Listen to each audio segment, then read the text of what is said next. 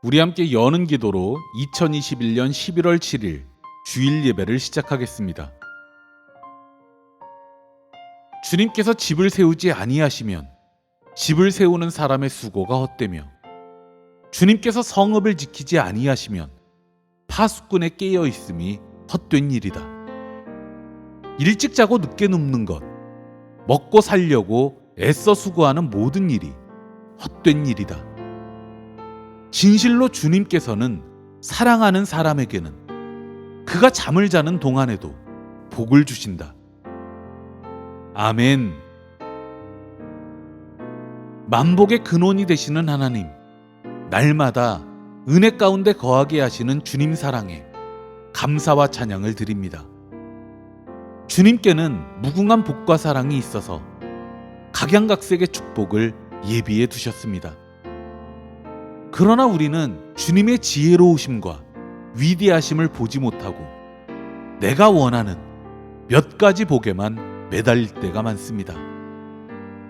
아담과 하와는 에덴 동산에 가득한 복을 시시하게 여기고 선악과만 탐하다 죄를 지었습니다. 이처럼 우리도 주님께 가득한 복을 외면하고 자신이 원하는 것만 고집할 때가 많습니다. 하늘의 복을 외면하고 땅의 욕심만 탐하다 죄에 빠집니다. 주님, 물질의 복만 구하는 것이 아니라 거룩하게 살아가는 복, 서로 사랑하는 복, 더불어 살아가는 복을 간절히 구하는 우리가 되게 하옵소서. 사막에 핀 오아시스처럼 복의 근원이 되는 주님의 사람들이 되게 하옵소서. 대면 예배 회복을 위해 마음을 모아 기도합니다. 주님, 대면 예배 회복이 코로나 이후 더욱 성숙한 신앙인으로 살아가는 천국의 계단이 되게 하옵소서. 주님께서 이 어려운 시국을 잘 견뎌온 우리 교우들에게 잠을 자는 동안에도 복 주실 줄 믿으며 예수님 이름으로 기도합니다. 아멘.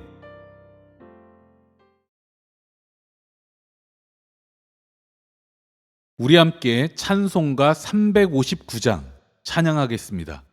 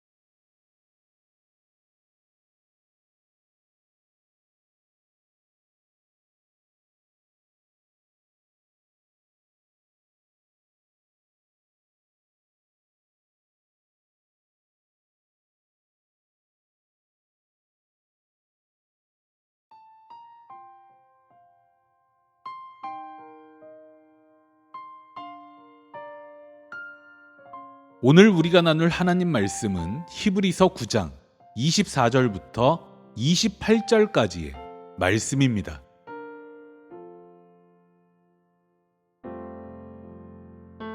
그리스도께서는 참 성소의 모형에 지나지 않는 손으로 만든 성소에 들어가신 것이 아니라 바로 하늘 성소 그 자체에 들어가셨습니다. 이제 그는 우리를 위하여 하나님 앞에 나타나셨습니다. 대제사장은 해마다 짐승의 피를 가지고 성소에 들어가지만 그리스도께서는 그 몸을 여러 번 바치실 필요가 없습니다. 그리스도께서 그 몸을 여러 번 바치셔야 하였다면 그는 창세 이래로 여러 번 고난을 받아야 하셨을 것입니다. 그러나 이제 그는 자기를 희생제물로 드리셔서 죄를 없이 하시기 위하여 시대의 종말에 단 한 번 나타나셨습니다. 사람이 한 번 죽는 것은 정해진 일이요. 그 뒤에는 심판이 있습니다. 이와 같이 그리스도께서도 많은 사람의 죄를 짊어지시려고 단 한 번 자기 몸을 제물로 바치셨고 두 번째로는 죄와는 상관없이 자기를 기다리고 있는 사람들에게 나타나셔서 구원하실 것입니다. 아멘.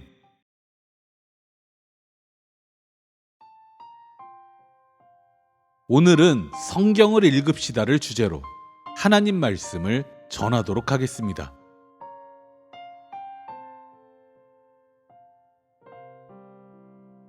지난 주일은 종교개혁 주일이었습니다. 종교개혁은 우리 개신교회가 탄생한 사건입니다. 우리는 교회 일정상 지난 주일에 어린이와 온 가족이 함께 드리는 예배를 드렸습니다. 그래서 오늘은 한 주 늦게나마 종교개혁 주일에 대한 말씀을 나눠보려고 합니다. 베르나르 베르베르의 소설 웃음에 보면 이런 이야기가 나옵니다. 어느 날 한 소녀가 자기 어머니에게 물었습니다. 저기요 엄마, 인간의 첫 조상은 어떻게 태어났어요? 엄마가 대답합니다. 그건 말이야, 하나님께서 최초의 인간인 아담과 이브를 창조하셨어. 그들이 자식을 낳고 그 자식이 나중에 부모가 되어 또 자식을 낳고 그런 식으로 이어져 오면서 우리 결례가 형성된 거야. 이틀 뒤 소녀는 자기 아버지에게도 똑같은 질문을 던집니다. 아버지의 대답은 이렇습니다. 그러니까 지금으로부터 수백만 년 전에 원숭이들이 차츰차츰 진화해서 인간이 되었어. 그래서 오늘날 우리가 있게 된 거야. 소녀는 심한 혼란을 느끼며 어머니에게 쪼르르 달려갑니다. 엄마, 이게 어떻게 된 거죠? 엄마는 하나님이 우리의 첫 조상을 창조하셨다고 하고 아빠는 원숭이들이 진화해서 인간이 되었다고 하니 말이에요. 그러자 어머니가 미소를 지으며 이렇게 대답합니다. 아가야, 그건 아주 간단해. 엄마는 엄마 집안 이야기를 한 거고 아빠는 아빠 집안 이야기를 한 거야. 이 이야기는 진화론과 창조론에 대해 논하자는 게 아닙니다. 윤리학자 알레스테어 맥킨타이어는 어떤 이야기에 일부러 살아가는지가 그 사람을 규정한다고 말했습니다. 사람은 누구나 어떤 이야기에 일부러 살아갑니다. 그리고 어떤 이야기에 속했는지가 그 사람의 방향성이 됩니다. 성경은 이야기책처럼 짜여져 있습니다. 하나님 말씀이 수많은 에피소드와 거대한 서사 속에 아이스크림처럼 녹아 있습니다. 성경이 이야기책으로 쓰여진 이유는 우리가 속할 이야기가 성경 속에 있기 때문입니다. 우리는 그리스도인, 그 중에서도 종교개혁 전통에 서 있는 개신교인입니다. 이것은 우리가 두 가지 이야기에 속했다는 걸 알려줍니다. 첫 번째는 십자가에 달리시기까지 우리를 사랑하신 예수의 이야기요. 둘째는 오직 믿음으로를 외쳤던 종교개혁 이야기입니다. 종교개혁은 교황청의 면죄부 판매에서 촉발되었습니다. 면죄부는 말 그대로 죄사함을 받았다는 증명서입니다. 16세기 교황청은 재정 확보를 위해 돈으로 천국에 들어가는 면죄부를 판매했습니다. 교황청은 면죄부 판매를 정당화하기 위해 복잡한 논리를 댔지만 결국 돈만 있으면 교황으로부터 죄사함을 받고 구원에 이를 수 있다는 거짓말이었습니다. 이는 십자가 은혜로 죄사함을 받고 믿음으로 구원에 이른다는 기독교 복음을 위반하는 일이었습니다.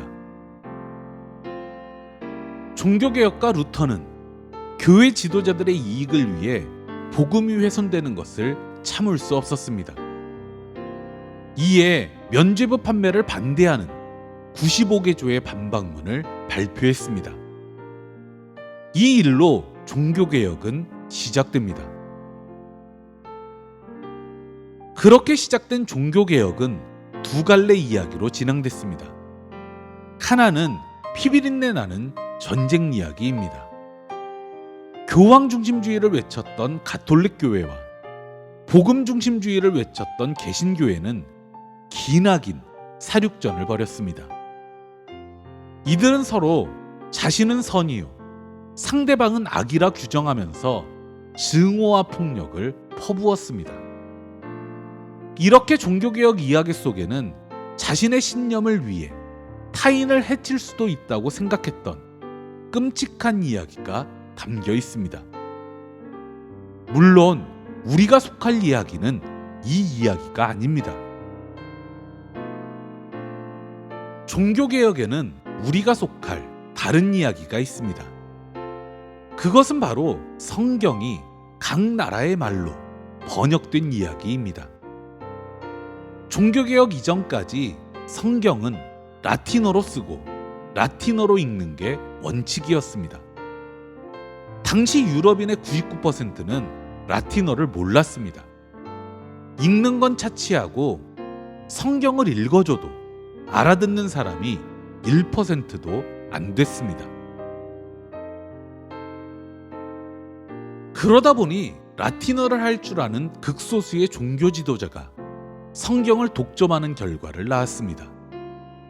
종교 엘리트들은 성경이 각 나라의 말로 번역되는 것을 반대했습니다. 라틴어가 아닌 다른 언어는 성경의 진리를 제대로 담을 수 없다고 주장했습니다. 신학교육을 받지 않은 무지랭이들이 마음대로 성경을 읽고 해석해버릴 경우 하나님의 뜻이 왜곡될 수 있다는 게 주된 이유였습니다. 결국 일반 성도들은 성경에 접근할 수가 없었고 교회 지도자들의 주장이 하나님 말씀에 합당한지 알 방법이 없었습니다. 면죄부 판매 같은 끔찍한 일을 벌여도 교황의 주장을 믿는 것 외에 다른 방법이 없었습니다. 이때 루터가 종교개혁의 방법으로 생각한 것이 성경을 독일어로 번역하는 일이었습니다. 이 당시만 해도 독일어는 민중의 언어였습니다. 조선시대 한자가 그랬던 것처럼 유럽의 공적인 언어는 라틴어였습니다. 조선시대 한글이 천대받았던 것처럼 그 시대 독일에서도 독일어가 천대를 받았습니다. 어쩔 수 없이 루터는 엉망이던 독일어 문법을 만들어가며 성경을 번역했습니다. 그래서 사람들은 루터를 독일어 문법의 창시자라고도 합니다. 이것은 우리나라에서도 마찬가지였습니다. 한글 역사에서 가장 큰 획을 그은 것이 한글 성경입니다. 그 전까지 조선에 보급된 성경은 모두 한문 성경이었습니다. 따라서 기독교는 한자를 잘 아는 양반 계급의 전유물이다시피 했습니다. 정약용 형제들이 일찌감치 기독교를 접할 수 있었던 이유는 한자에 능통했기 때문입니다. 조선을 위해 기도하던 선교사들은 조선 민중을 위해 가장 필요한 것이 한글 성경이라는 것을 깨달았습니다. 그러나 조선에서 한글은 천대받는 문자였습니다. 언문은 여자와 상놈들의 문자라 하여 체계가 잡혀 있지 않았습니다. 그래서 선교사들은 문법과 맞춤법을 정리해 가면서 한글 성경을 번역해야 했습니다. 이때 생긴 가장 큰 변화가 띄어쓰기입니다. 그때까지만 해도 한글에는 나란 말씀이 둥국에 달아 서로 삼았디 아니할세로 시작하는 훈민정음 서문처럼 띄어쓰기가 없었습니다. 그러다 보니 아버지 가방에 들어가신다처럼 의미를 정확하게 전달하기 어려운 문제가 있었습니다. 성경 번역자들은 이 문제를 해결하기 위해 지금 우리가 사용하고 있는 띄어쓰기를 도입했습니다. 읽기 쉬운 한글 성경이 번역되면서 조선인들은 우리의 언어로 우리의 입장에서 성경을 읽을 수 있었습니다. 우리 믿음의 선조들은 우리말 성경을 읽으며 자신이 속할 이야기를 선택했습니다. 사골이 된 유교 시스템의 대안을 찾았고 침략자들의 포갑에 맞설 해방의 메시지를 발견했습니다. 루터가 종교개혁의 도구로 독일어 성경을 번역한 일도 마찬가지입니다. 독일어 성경은 종교 엘리트가 독점하던 성경을 해방시켰습니다. 독일인들은 이제 스스로 성경을 읽고 해석할 수 있었습니다. 자신이 어떤 이야기에 속할 것인지를 스스로 판단하고 선택할 수 있었습니다. 진정한 종교개혁은 총과 칼로 이루어진 게 아닙니다. 종교 엘리트들이 벌인 치밀한 신학 논쟁의 결과도 아닙니다. 진정한 종교개혁은 성경이 우리에게 돌아온 사건입니다. 그래서 누구나 성경을 읽고 자기 이야기를 선택할 수 있게 된 사건입니다.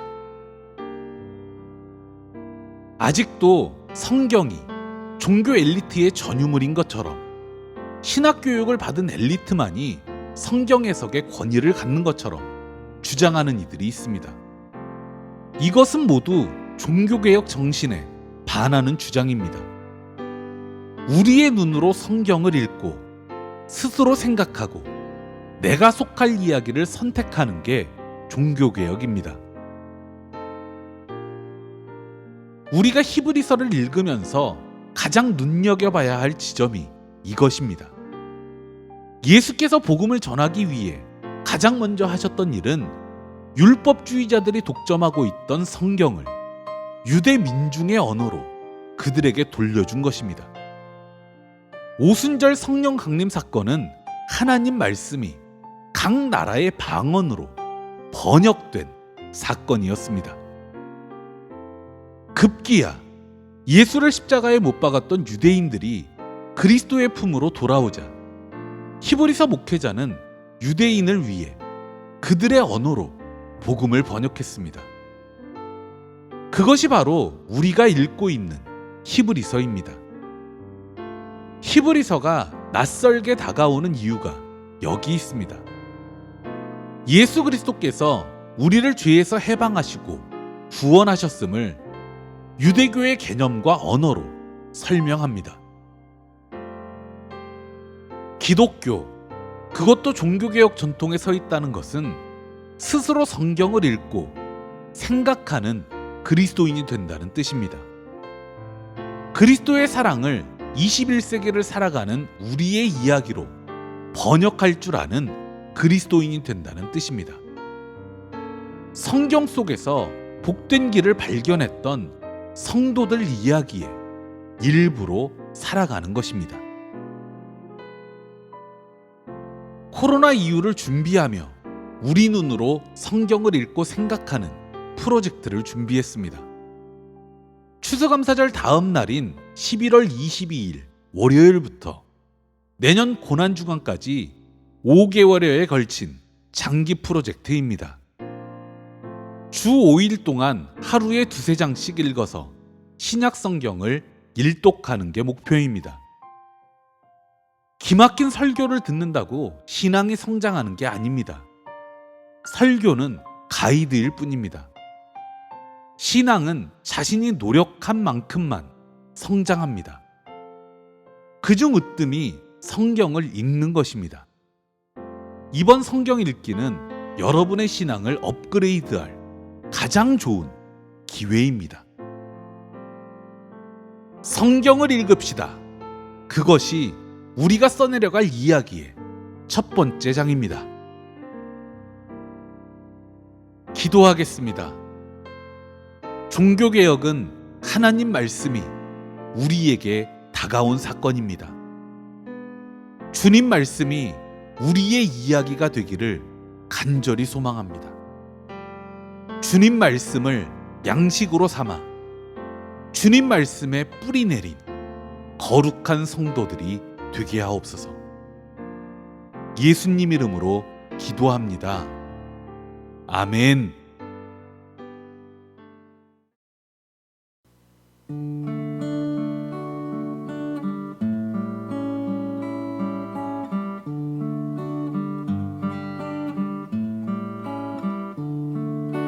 내게 있는 모든 것을 아낌없이 드리네. 사랑하고 의지하며 주만 따라 살리라. 주께 드리네. 주께 드리네. 사랑하는 구주 앞에 모두 드리네. 아멘.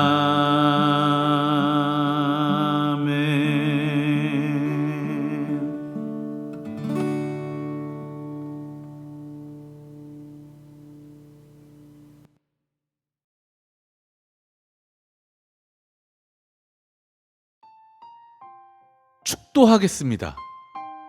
지금은 우리 주 예수 그리스도의 은혜와 주 하나님의 지극하신 사랑하심과 우리 안에서 소통하시는 성령님의 그 크신 은총이 주님 말씀을 일용할 양식으로 삼으며 살아가길 원하는 주님의 성도들 머리머리 위에 이제로부터 영원토록 함께 하시기를 축원합니다.